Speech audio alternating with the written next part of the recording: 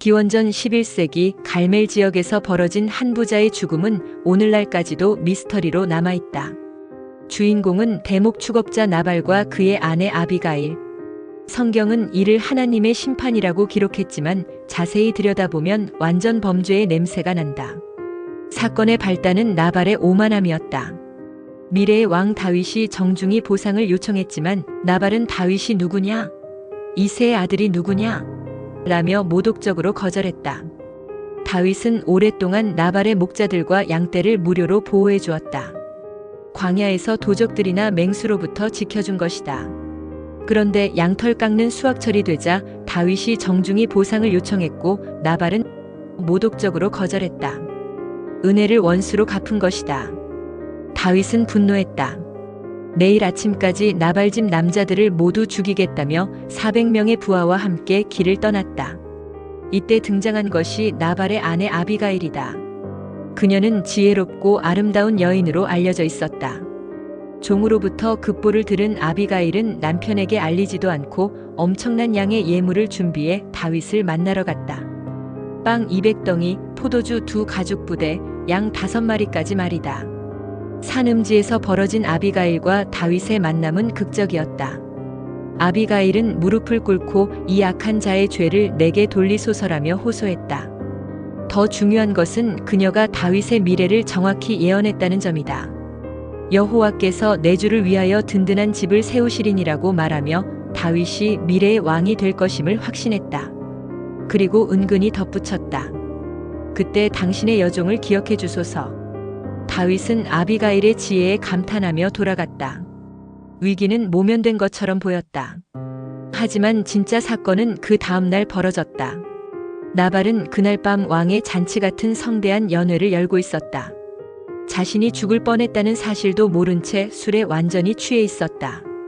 아비가일은 다음날 아침까지 기다렸다.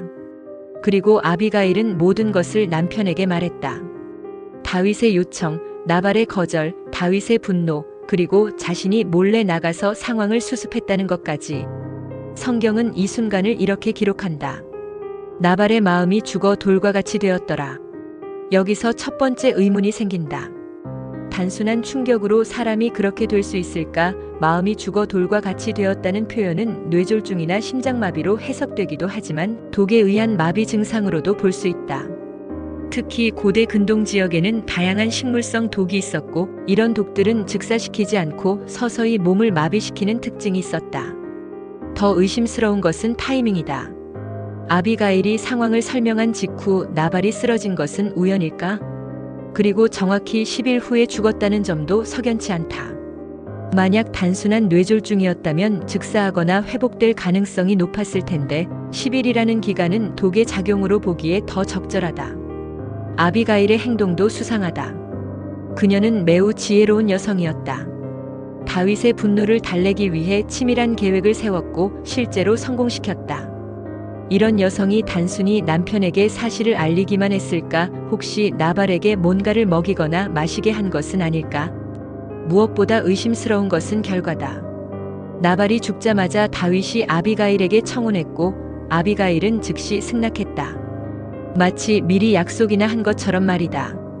그리고 다윗이 왕이 된 후 아비가일은 왕비 중 한 명이 되어 큰 권력을 누렸다. 당시 사회에서 여성이 독립적으로 살아갈 방법은 많지 않았다. 특히 아름답고 지혜로운 여성이라면 재혼이 최선의 선택이었다.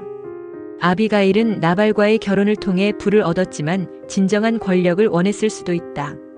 다윗이라는 떠오르는 정치적 스타와의 만남은 그녀에게 절호의 기회였을 것이다. 물론 이 모든 것은 추측일 뿐이다. 성경은 여호와께서 나발을 치셨다고 명확히 기록하고 있다. 하지만 고대 근동 문학에서 신이 치셨다는 표현은 때로 정치적 암살이나 독사를 완곡하게 표현하는 방식이기도 했다. 특히 권력자의 의문사에 대해서는 더욱 그랬다. 만약 아비가일이 정말로 나발을 독살했다면 그것은 완전 범죄였다. 동기는 명확했고 기회도 충분했으며 방법도 있었다. 그리고 무엇보다 아무도 의심하지 않았다.